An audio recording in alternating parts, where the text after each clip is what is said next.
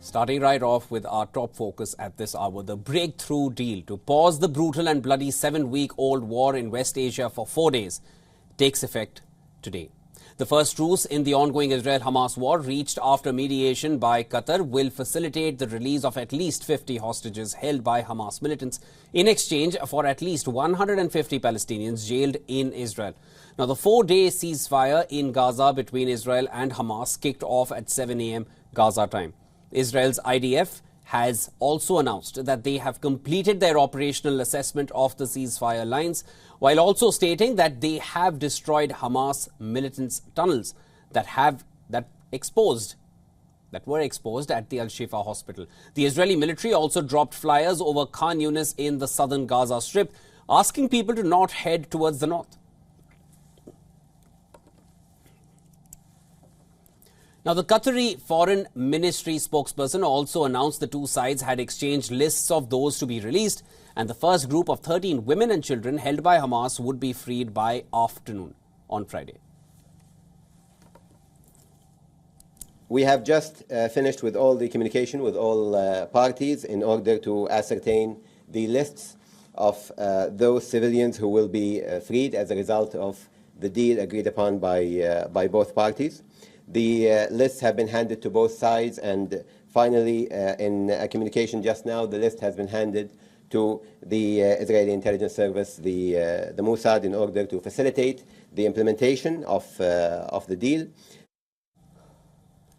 Although he did not say how many Palestinians jailed in Israel would be freed, but according to Israeli Army's radio, the first batch of 39 Palestinian prisoners will be released at about 1800 GMT, and that this will only occur if the hostages held in Gaza are on Israeli soil. Now, the diplomatic breakthrough promised some relief for the 2.3 million Palestinians in Gaza who have endured weeks of Israeli bombardment. Egypt's President Abdel Fattah el-Sisi also praised the ceasefire agreement. Egypt, which often plays as peace broker between the warring sides, has pushed for a ceasefire since the conflict erupted on the 7th of October.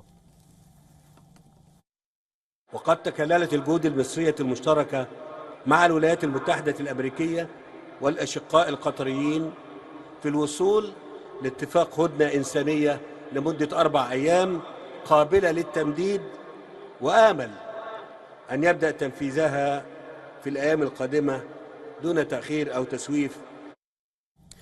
All right, to discuss things further, we're now cutting across over the phone line to our correspondent from Israel, Jody Cohen. Jody, welcome on board. Good morning, Shivan. Yes, Jody, of course, it is a morning of relief on your side of the world, and we have been seeing visuals coming in from Gaza as well.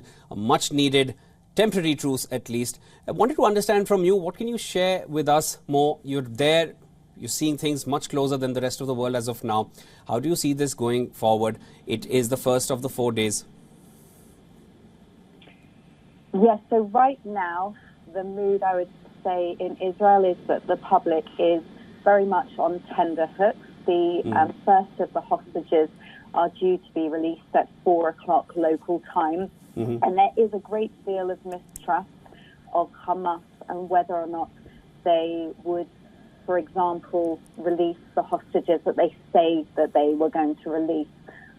Whether or not perhaps families might be split up, as in a mother and a child might be released, but the father might be kept behind, as happened when there was a release within the early days, when an elderly lady was released but her husband was kept in. So there's definitely anguish about what will happen. I have to say also that there's anguish also from a number of families who perhaps their family members have been victims of Palestinian prisoners who are due to be released as well over the coming days, and some of those have been involved in terror attacks, some of those have been convicted of attempted murder. And for one example of an Israeli baby who had been stabbed by her Palestinian neighbor, and that was just very recently, and now the Palestinian neighbor is due to be released as part of this deal, and she's scared that she's going to have to face her, coming out of her home. So it's very, very complex emotions, a very sensitive time.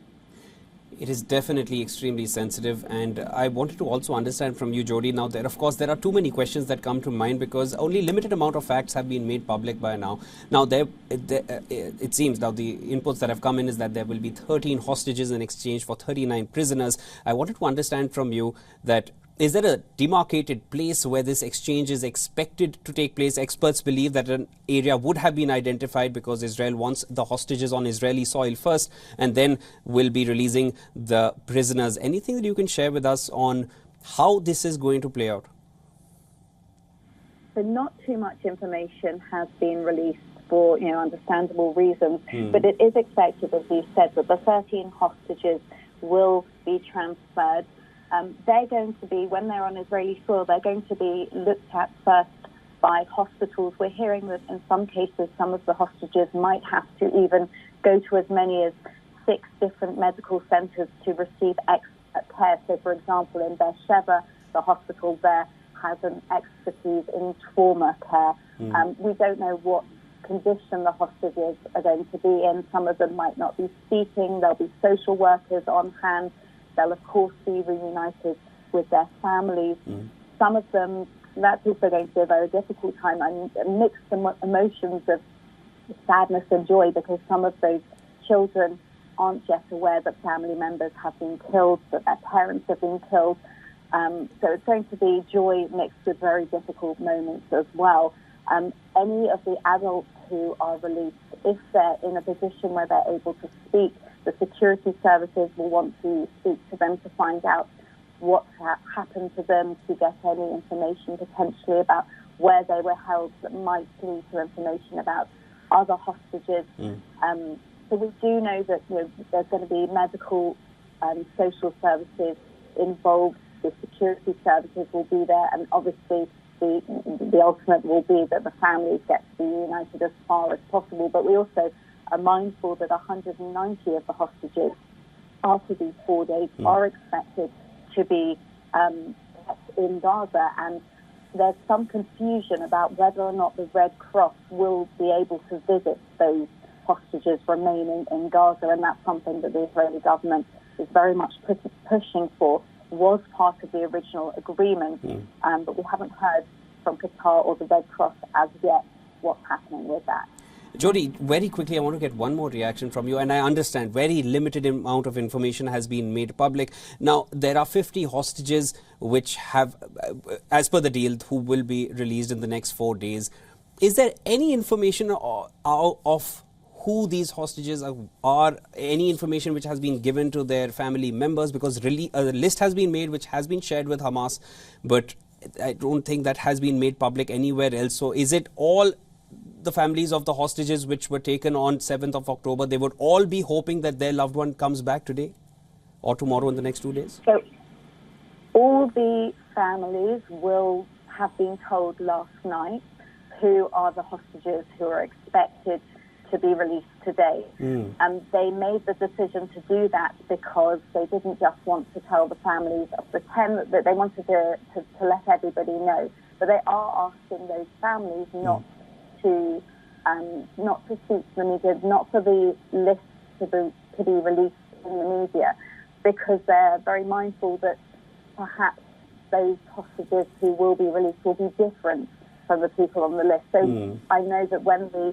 families were informed, they were informed with provisos that nothing is certain until it actually happens. And I think that's actually what Daniel Hagari said last night, the IDF spokesperson, saying that until it actually happens, nothing is certain, and everybody should bear that in mind. So the families were told, but again, they have been told that nothing is certain. So as and when they meet their loved one, as and when the hostages are returned, that's when one will finally know that, okay, they have been returned. Thank you so much for joining in over the phone line, Jody, and sharing all your inputs. It's a time that everyone needs to be strong in and hope things resolve at the earliest. Thank you so much.